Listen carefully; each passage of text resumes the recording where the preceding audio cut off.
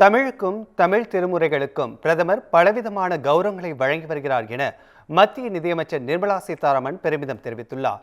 நாடாளுமன்றத்தில் பிரதமர் நிறுவிய செங்கோல் குறித்தும் அவர் நினைவு கூர்ந்தார்.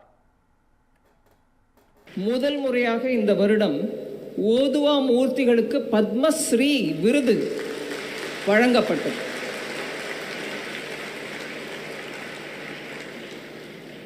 சென்ற வருடம் நடந்த ஆடி திருவாதிரை நாளில் பல ஓதுவார்கள் கௌரவிக்கப்பட்டனர்.